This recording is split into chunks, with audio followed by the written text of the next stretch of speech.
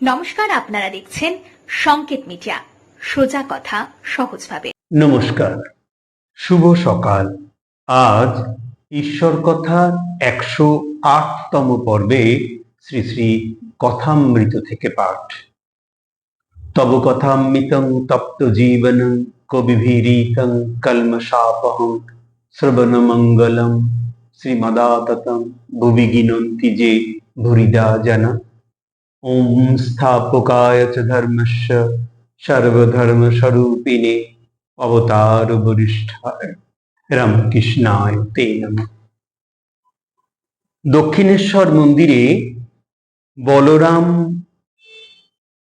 বসু ও অন্যান্যদের সঙ্গে বলরামকে শিক্ষা, লক্ষণ, সত্য কথা, সর্বধর্ম সমন্বয়, কামিনী কাঞ্চনী মায়া, এই হেডিংয়ে মাস্টারমশাই লিখছেন। মঙ্গলবার অপরাহ্ন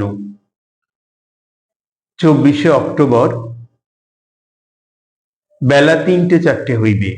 ঠাকুর খাবারের তাকের নিকট দাঁড়ায় আছেন।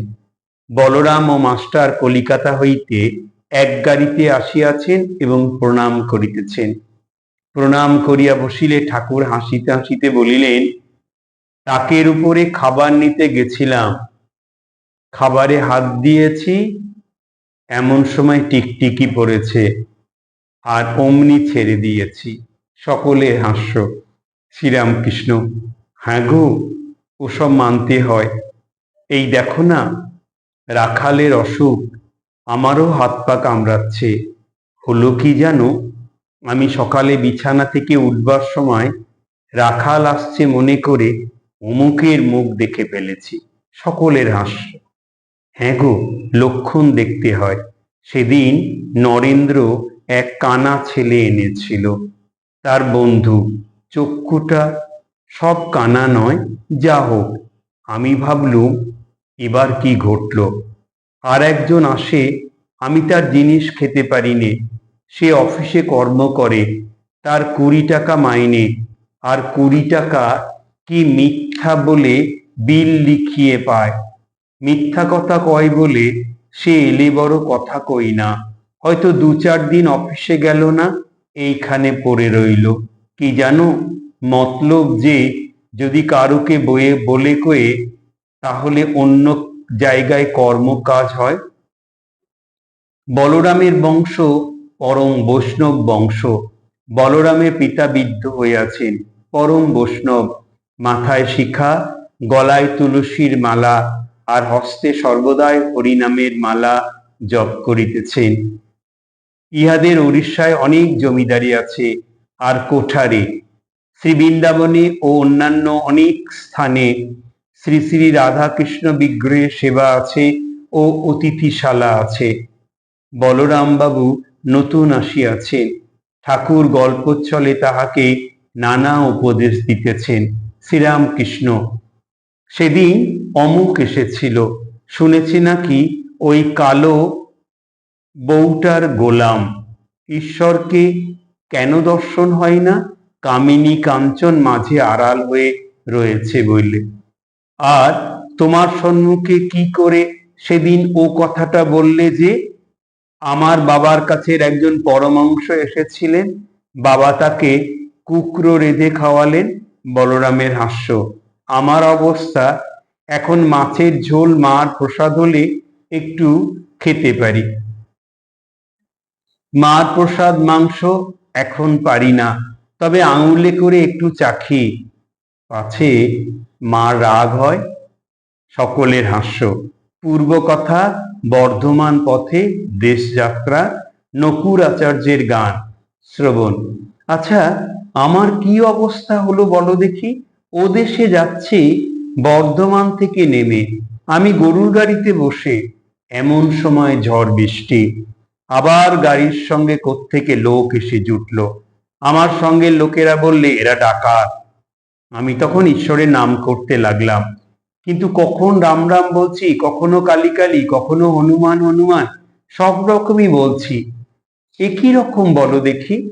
ঠাকুর এই কথা কি বলিতেছেন যে এক ঈশ্বর, তার অসংখ্য নাম। ভিন্ন ধর্মাবলম্বী বা সম্প্রদায়ের লোক মিথ্যা বিবাদ করিয়া মরে।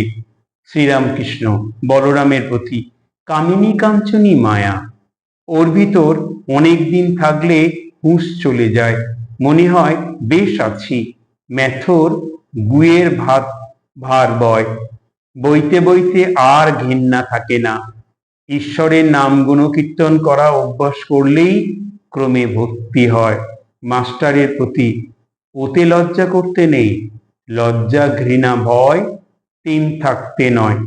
ও দেশে বেশ কীর্তন গান হয়, খোল নিয়ে কীর্তন, নকুরাচার্যের গান চমৎকার। তোমাদের বৃন্দাবনে ওদের সেবা আছে, তোমাদেরও তো আছে না? বলরাম বললে, আজ্ঞে হ্যাঁ, একটি কুঞ্জ আছে, শ্যামসুন্দরের সেবা। শ্রীরামকৃষ্ণ, আমি বৃন্দাবনে গেছিলাম, নিধুবনটি বেশ স্থান। শ্রীযুক্ত কেশবচন্দ্র সেনের সহিত ঠাকুর শ্রীরামকৃষ্ণের নৌকা বিহার, আনন্দ ও কথোপকথন। ঠাকুর শ্রীরামকৃষ্ণ সমাধি মন্দিরে। আজ কুজাগর লক্ষ্মী পূজা, শুক্রবার 27 অক্টোবর 1882 খ্রিস্টাব্দ। ঠাকুর দক্ষিণেশ্বর কালুবাড়ির সেই পূর্ব পরিচিত ঘরে বসিয়া আছেন। বিজয় গোস্বামী ও হরলালের সহিত কথাবার্তা কহিতেছেন। একজন আসিয়া বলিলেন, কেশব সেন জাহাজে করিয়া ঘাটে উপস্থিত। কেশবের শিষ্যরা প্রণাম করিয়া বলিলেন, মহাশয়, জাহাজ এসেছে, আপনাকে যেতে হবে, চলুন, একটু বেরিয়ে আসবেন। কেশববাবু জাহাজে আছেন, আমাদের পাঠালেন। বেলা 4টে বাজিয়া গিয়াছে। ঠাকুর নৌকা করিয়া জাহাজে উঠিতেছেন, সঙ্গে বিজয়। নৌকা উঠিয়াই বাহ্যশূন্য, সমাধিস্থ। মাস্টার জাহাজে দাঁড়াইয়া এই সমাধি চিত্র দেখিতেছেন।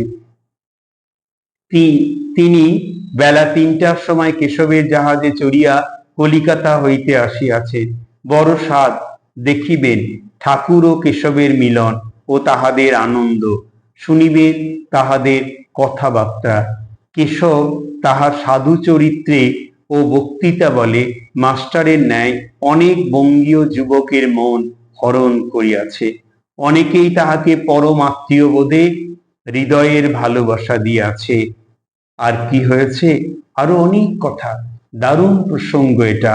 আগামী শ্রীরামকৃষ্ণ কথামৃত পর্বে এটা পড়ব। আজ এই পর্যন্তই। ঠাকুরের আশীর্বাদী হাত আপনাদের মাথায় পড়ুক, খুব ভালো থাকুন। আগামী ঈশ্বর কথার 109তম পর্বে শ্রী শ্রী মায়ের কথা। নমস্কার। Subscribe our channel. Press the bell icon.